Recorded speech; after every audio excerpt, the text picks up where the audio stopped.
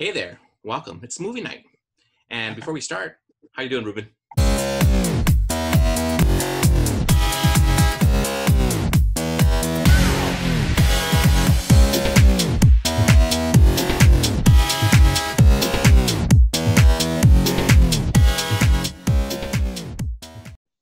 I'm great. Hey, you know what? This movie that we're doing tonight, it's A Farewell to Arms. It's a film that was done in 1932, stars Gary Cooper as Frederick Henry, Helen Hayes as Catherine Barkley, and Adolphe, if I'm saying it right, Menjou, as Major Rinaldi.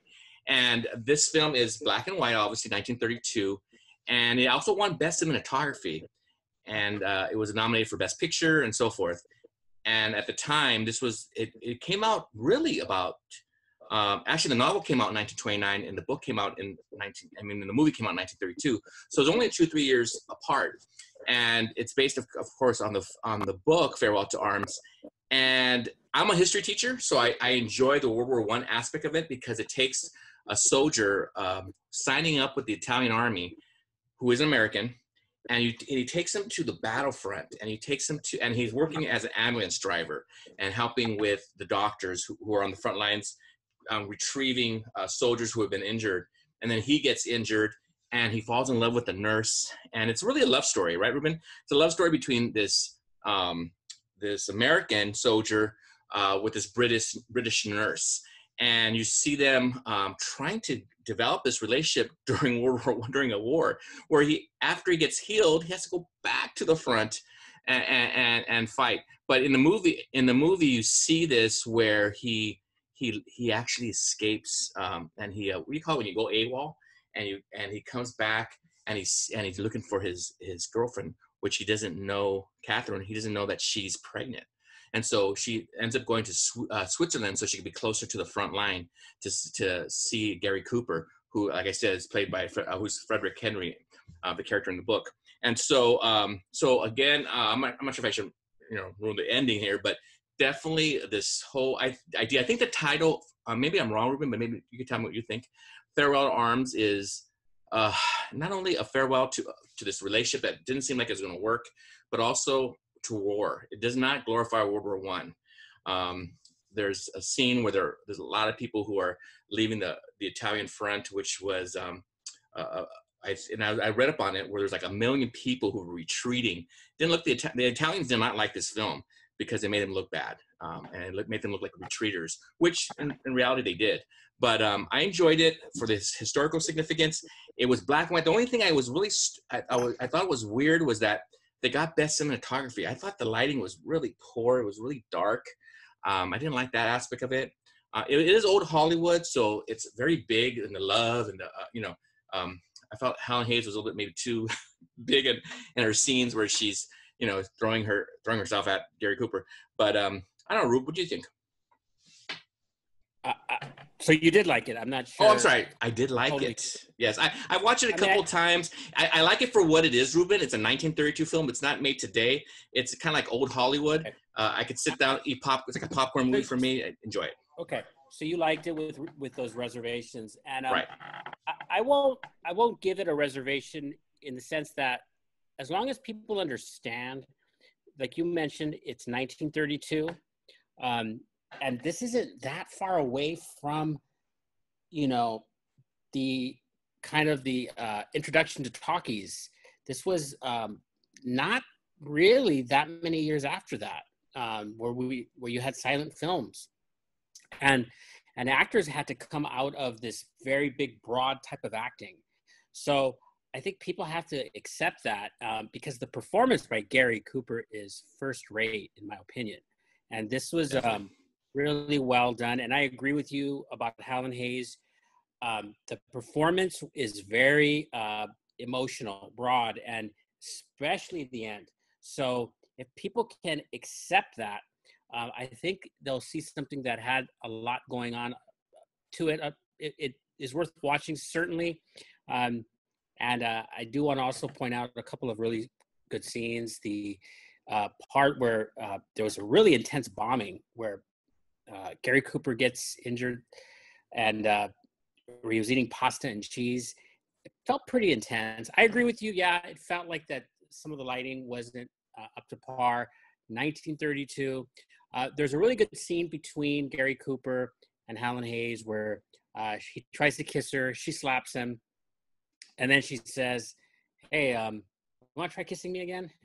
it's it's funny, it's Yeah. pretty funny. I do want to mention that it is Hemingway Week, and so as I mentioned those scenes, I also want to kind of double back to the Hemingway idea in that Hemingway and Gary Cooper were close, and it's based in part by this film. And did you know that, Jake? I know that the whole nurse and Hemingway is based on real life, where Hemingway did fall in love with his nurse in No, at no, World no. War I. But No, I didn't know what I'm about saying is that.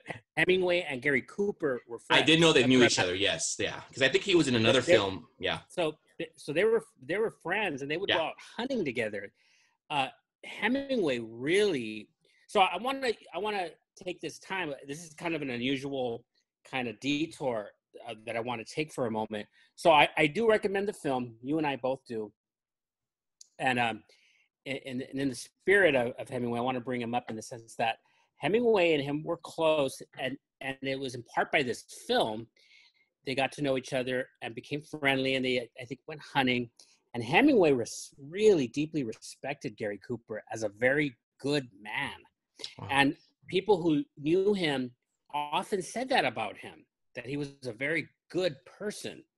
And which is, in light of what's going on this week in Hollywood, Right. is something to keep in mind. Um, Also, it's a very interesting thing. Gary Cooper died in 1961. Hemingway died from suicide in 1962. And so, who knows? You can speculate about maybe the depression brought on possibly in part the loss of a friend. Of course, there are many other factors. We know that Hemingway drank very heavily, and there are multiple things going on in Hemingway's life. Oh yeah. So I'm not trying to overstate Yeah. it. But I wanted to read something about Gary Cooper, if you don't mind. No, go for it. And I think once we get to the end, it's not very long. I think you could see the perspective I want to have, because I think politics divide us. And however, you should always kind of rise above politics. I don't think it's a bad thing to be political, but anyway, I think we should. I hope you don't mind if I end on this note. Like his father, Gary Cooper was a conservative Republican. He voted for Calvin Coolidge in 1924, Herbert Hoover in 1928, and 1932, and campaigned for Wendell Willkie in 1940. When Franklin Roosevelt ran for an unprecedented fourth presidential term in 1944, Cooper campaigned for Thomas E. Dewey and criticized Roosevelt for being dishonest and adopting foreign ideas. In a radio address that he paid for himself just prior to the election, Cooper said, "I disagree with the New Deal belief that the America all of us love is old and worn out and finished, and has to borrow foreign notions that don't even seem to work any too well where they come from. Our country is a young country that just has to make up its mind to be itself again." He also attended a Republican rally at the LA Memorial Coliseum that drew 93,000 Dewey supporters. Cooper was one of the founding members of the Motion Picture Alliance for the Preservation of American Ideals, a conservative organization dedicated, according to its statement of principles, to preserving the American way of life and opposing communism and fascism. The organization, whose membership included Walter Brennan, Lorraine Day, Walt Disney, Clark Gable, Hedda Hopper, Ronald Reagan, Barbara Stanwyck, and John Wayne, advised the United States Congress to investigate communist influence in the motion picture industry. This gets better. Watch this. On October 23rd, 1947, Cooper was subpoenaed to appear before the House Un-American Activities Committee and was asked if he had observed any communistic influence in Hollywood. Cooper recounted statements he'd heard suggesting that the Constitution was out of date and that Congress was an unnecessary institution. Comments that Cooper said he found to be very un-American, and testified that he had rejected several scripts because he thought they were tinged with communist ideas. Unlike some other witnesses, however, Cooper did not name any individuals, nor did he name any scripts during his testimony.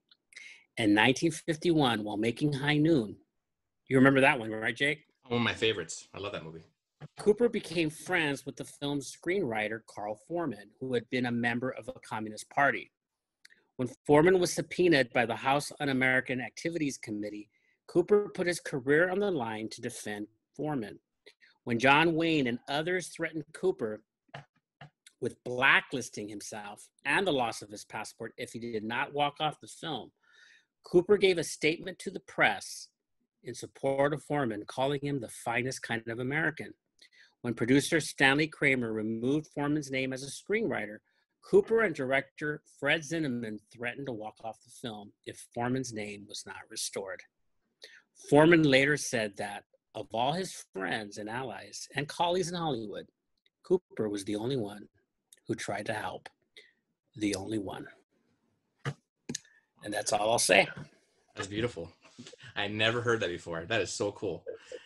Yeah, Gary Cooper. And if you liked him in this film, I believe he's also in the Snows of Kilimanjaro. No, is he in the Snows of Kilimanjaro? I believe he is. Or he's at least in another film. We'll have to get that out to you guys.